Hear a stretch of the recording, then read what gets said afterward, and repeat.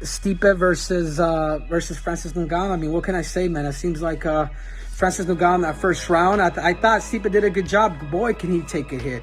Stipe could take a hit, let me tell you. Allow somebody like Francis to continue to keep throwing power, but there's one thing that you cannot do with him. You cannot exchange. You cannot create a fight nor a flurry with Francis Ngannou, because if you do, he will put you to sleep, man. There's probably nobody ever on planet Earth that has power like Francis Ngannou. Guys, deja vu, all right? Stipe versus Francis. They went out, they fight. Francis gets the win. And by the way, Francis looked great doing this. I mean, didn't he look very calm out there? Didn't he look very composed? A couple of things that Francis had to do. The house is on fire. He's in there with the best ever. It's his second shot at a world championship. He has to stay calm. Francis has to stop the takedown. Francis has to make sure that his gas tank can carry him into more than just the first rounds. Having Kamaru Usman in my corner, I knew before I requested that, I asked him that, I knew he would be a good emotional support for me, as I consider him as a brother. You know, since the first time we met, we always work alongside each other and support each other in every situation.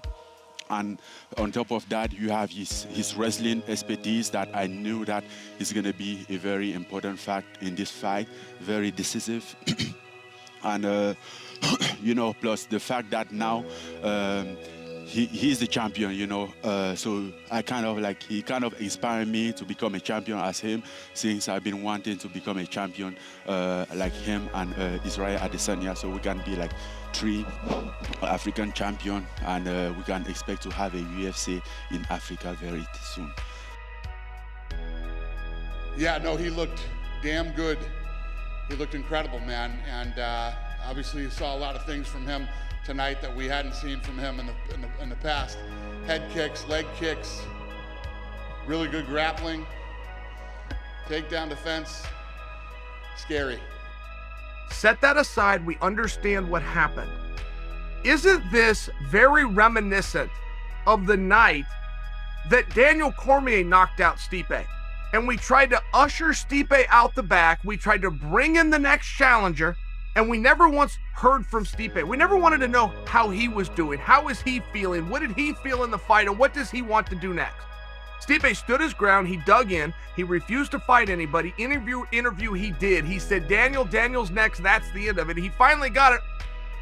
He was better at staying patient. He didn't wing punches trying to knock Stipe out. He took his time. Stipe tried to take him down in the first round, something that he had a lot of success with in the first fight. And Francis defended.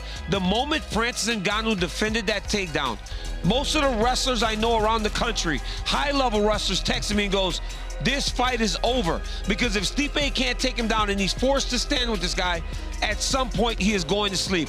Francis Ngannou tonight was a much different fighter than he was back in 2018. If I'm John Jones and I'm home watching this fight, I start moving to 85.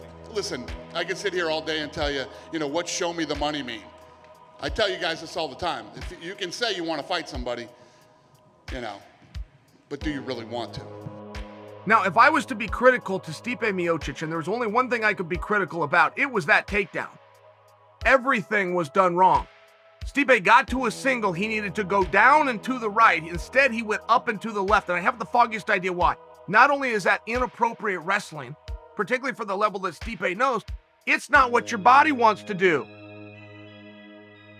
The guy that we saw fight tonight is scarier than the guy we were afraid of, yesterday. The guy's a physical freak. He's a problem. He's a scary dude. We know that we need to ask Stipe, how are you feeling? What do you want to do? And by the way, if anybody should work with Stipe in this situation, it's Francis. Stipe not only got up in the loft and left the ladder down behind him so Francis could climb up once, he did it twice.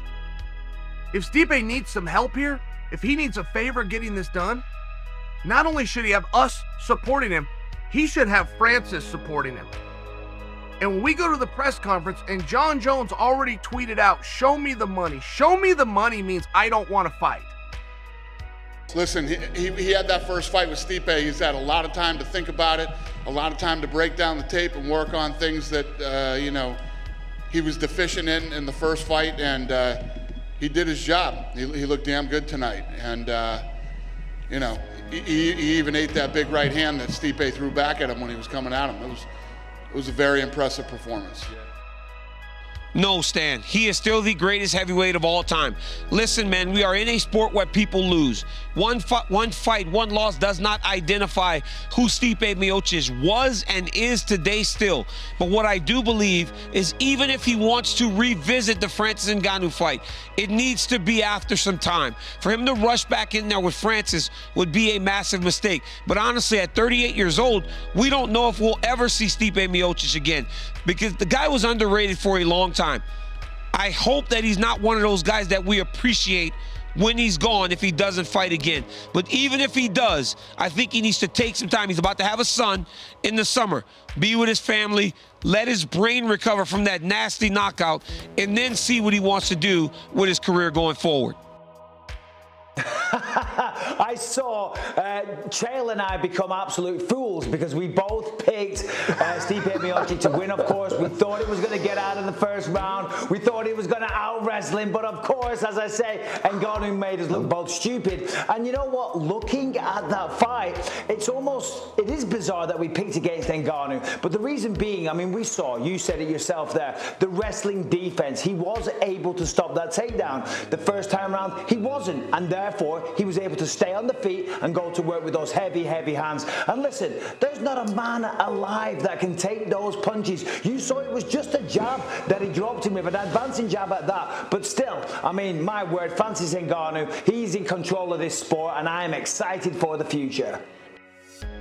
Well, and very surprised at the calmness of Francis. For him to go into a high-pressure situation like this against a guy who had not only beaten him, but dominated him in the past, to watch him come out so calm, to watch him implement his game plan. He was even working some kicks in there, one to the leg, one to the head. He had an immense amount of power. And to have that power when you got the big, beautiful muscles like Francis, you got to be calm. You got to know when to pick your spots, when to take your breath. And Stipe was playing a very good game. Stipe was moving left, moving right. It looked like Stipe was just trying to burn up some minutes. Francis played that game with him, stayed composed, got in those scrambles when he needed to, still had that power when it was time. Listen, this was impressive. Ngannou was a very unsophisticated #1 contender, but I must tell you, he's improved. He's a pretty sophisticated champion. Derek Lewis is the fight to make. But if John Jones really wants that fight, listen, it's one thing to go out and tweet and say you want it and I put on the weight and I did this and that. Do you want the fight? I promise you, we can call Derek Lewis or one of these other heavyweights and they want the fight.